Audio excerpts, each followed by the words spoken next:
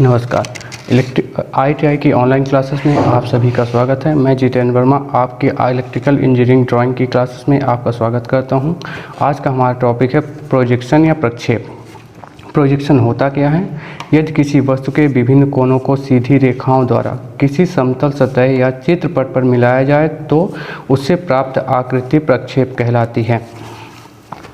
अब जो चित्रपट होता है वो कैसे प्राप्त होता है? जिस सतह पर प्रक्षेप प्राप्त होता है उसे चित्रपट कहते हैं। जैसे हमारा कोई भी सरफेस हो गया, ये जो हमारा पेपर होगा वो चित्रपट कहलाएगा।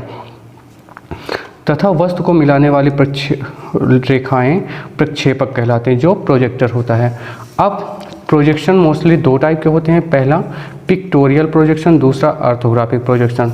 पिक्टोरियल प्रोजेक्शन तीन टाइप के होते हैं: isometric projection, oblique projection, perspective projection.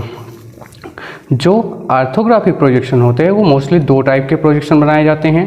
पहला फर्स्ट एंगल प्रोजेक्शन, दूसरा थर्ड एंगल प्रोजेक्शन। अब हमने पहले ही पढ़ चुका है कि पिक्टोरियल प्रोजेक्शन क्या होता है, उसको कैसे देखते हैं, उसमें क्या होता है, तो थोड़ा इसके बारे में जान लेते हैं। पिक्टोरियल प्रोजेक्शन या चित्रीय प्रक्षेप, इस प्रोजेक्शन में आंखों के सामने वस्तु को ही दृश्य दिखाई देता है। जो हमारे सामने रहेगी वही वस्तु दिखाई। जैसे कोई अगर हम किसी वस्तु के सामने खड़े हैं तो उसका हमें जो सामने का भाग है वही बस दिखाई देता है।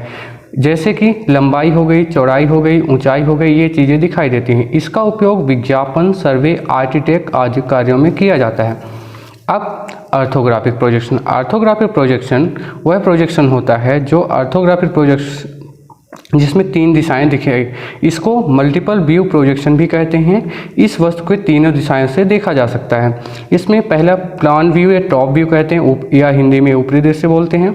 एलिवेशन, फ्रंट या सामने का दृश्य बोलते हैं। साइड या दूसरे साइड व्यू प्राप्त होते हैं। जो चित्रीय प्रक्षेप होता है वो कुछ इस तरह दिखेगा। अगर हम कोई आयत लेते हैं तो उसका चित्रीय प्रक्षेप केवल सामने के दृश्य ही दिखेंगे। जैसे हम इसमें अभी कॉलम कर देते हैं तो ये केवल ये बस दृश्य दिखेगा हमें।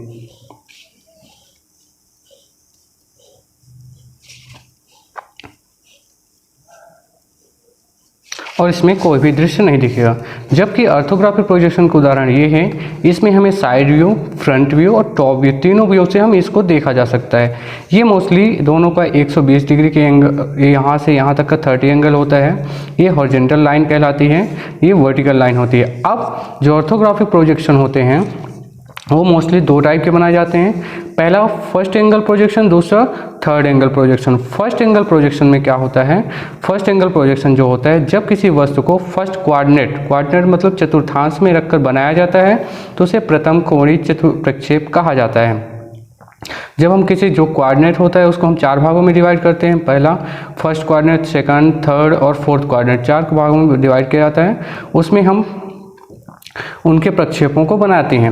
अब जो थर्ड एंगल प्रोजेक्शन होता है, थर्ड एंगल प्रोजेक्शन में जब किसी वस्तु को थर्ड क्वाड्रेंट या तृतीय चतुर्थांश में रखकर बनाया जाता है तो वह तृतीय कोणीय चतुर्थांश होता है। जो द्वितीय और चतुर्थ कोणीय प्रक्षेप होते हैं उनको हम नहीं बना सकते, क्योंकि इनके प्लान और एलिवेशन ऊपर नीचे या ओवरलैपिंग हो जाते हैं। फिर हमारा टॉपिक है चतुर्थांश। अब इस चतुर्थांश होता क्या है? जो चतुर्थांश होते हैं हम उनको चार भागों में भी डिवाइड किया जाता है। पहले first quadrant, second quadrant, third quadrant और फोर्थ क्वाड्रेंट। ये क्वाड्रेंट, इसे चतुर्थांश बोला जाता है।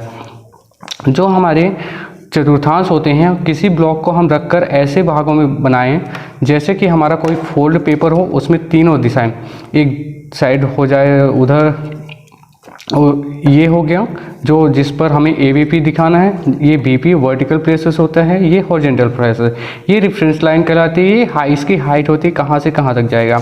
अब HP का पूरा नाम होता है हॉरिजॉन्टल प्लेन, वर्टिकल का VP का नाम है वर्टिकल प्लेन, AVP का नाम होता है ऑक्सिलरी वर्टिकल प्लेन। अब जो